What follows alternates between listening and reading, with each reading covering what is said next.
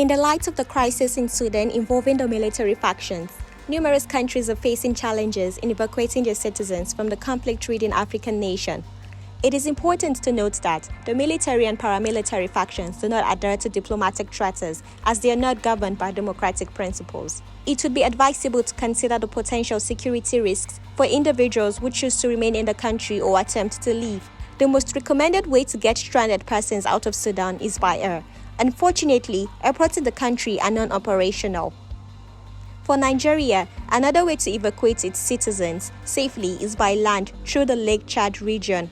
Unfortunately, it has its borders shut. Other countries sharing borders with Sudan, like Libya, South Sudan, Central African Republic, are also facing different types of conflicts and cannot be utilized. Meanwhile, the Director of Special Duties of the National Emergency Management Agency, who doubles as chairman of NEMA's committee for the evacuation of the stranded Nigerians from Sudan, Dr. Onimudu Bandele, said the federal government was meeting with government officials in Egypt on how to move Nigerians out of Sudan through Egypt.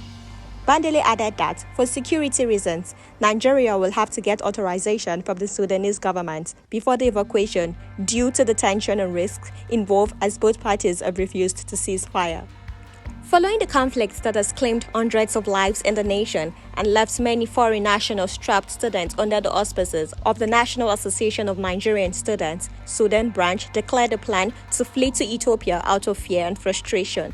However, the Embassy of the Federal Republic of Nigeria in Khartoum, signed by H.Y. Garko for Charge d'Affaires, advised the students to disregard the notice circulated by the National Association of Nigerian Students in Sudan, calling on students to converge at the African International University office and the Al-Razi University for evacuation or to bring $100 for evacuation. The conflict between the Sudanese armed forces and the paramilitary group Rapid Support Force has claimed hundreds of lives and left thousands injured. Recalling on 25 October 2021, the Sudanese military under the leadership of General Abdel Fattah al-Burhan took control of the government in military coup previously led by Omar Hassan Ahmad al-Bashir, who had been in power for more than 20 years. The paramilitary Rapid Support Forces, who have ties to the Janjaweed militias utilized by the Sudanese government to quell anti-government rebellion during the war in Darfur, have opposed the al-Burhan-led military attempt to impose democracy because they fear losing control.